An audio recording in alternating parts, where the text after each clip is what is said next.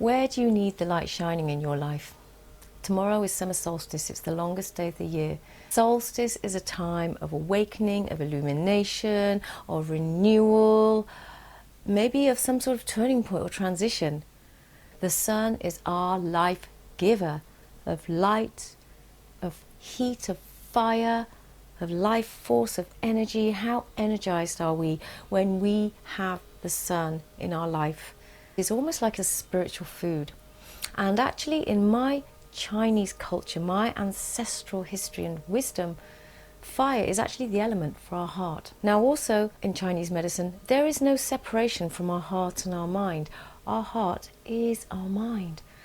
Our heart is our Shen, our spirit energy, our light, our clarity. And so with solstice, with the sun, I'd like to ask you again, where perhaps in your heart do you need to have the light shining? Where does the light need to shine? Which aspect of your heart and mind? When I look back over the years, there have been many times when I have made decisions that on the surface don't really make sense. I actually turned down one of the top universities, Goldsmith.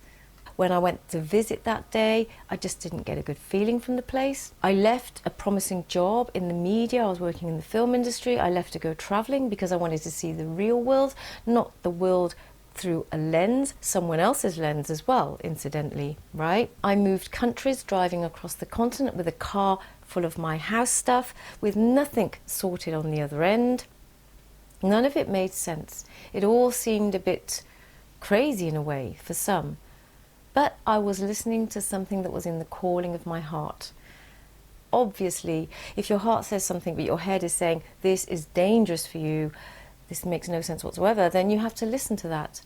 Similarly, if your brain is saying, yes, this makes sense, but you're feeling nothing or dread or fear, if this is saying, yes, but this has fear, has anxiety, you have to listen to that. But sometimes it can be a fine line between what our heart is saying and what our head is saying. And in this culture, in this day and age, we listen too much to our heads, and the heart is not given the full respect that it deserves at times. Or if we listen too much to our hearts, we're seen as too emotional or too airy-fairy, not grounded. So the idea is we listen to our heads, we have our heart on board, and we have our grounding in our feet. You may find it difficult to be able to really listen into your heart. And so I'm going to invite you to a little practice where you can bring the light to illuminate what you need into your heart, to look at what needs to be illuminated now, moving forwards into the summer, moving forwards to the rest of the year. I hope you love it. Let me know in the comments below. See you soon.